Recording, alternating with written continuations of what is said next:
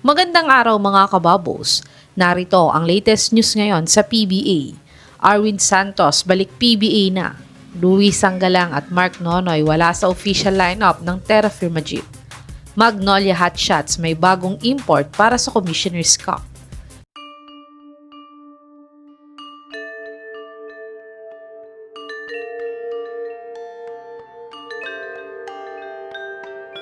Niretire nga ng San Miguel Beermen ang jersey ni Arwin Santos.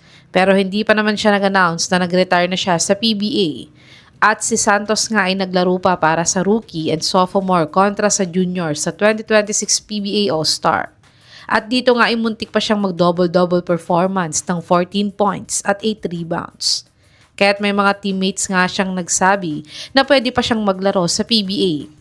At ayon nga sa interview sa kanya ay open daw siyang bumalik sa PBA pero kung babalik nga daw siya ay ayaw niya naman daw na magiging tagapalakpak lang siya at gusto niyang maglalaro din siya. Sa tingin mga kababos, pwede pa bang bumalik si Idol Spider-Man sa PBA?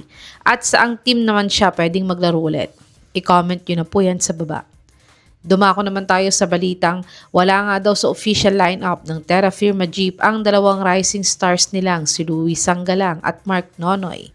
Si Nonoy nga ay hindi nga daw nabayaran ng Jeep kaya't siya nga ay nag-awol sa mga practices nila. Samantalang si Sanggalang naman ay naka-softban ngayon sa PBA kaya't hindi nga sila nilagay ng Terra Firma Jeep sa official lineup nila ngayong Commissioner's Cup.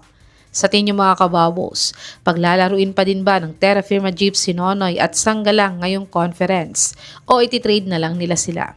I-comment nyo na po yan sa baba. Tumungo naman tayo sa balitang may bago na daw import ang Magnolia Hotshots para sa Commissioner's Cup.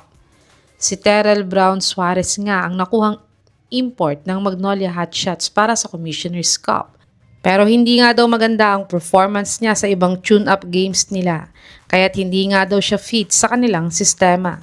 At si Jonathan Williams sana ang gustong ipalit ni Coach L.A. dito.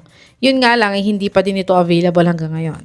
Pero ayon nga sa Reddit source na Tiebreaker Times, ay kumuha nga ng South Sudan import player ang Magnolia Hotshots kapalit ni Terran Brown Suarez.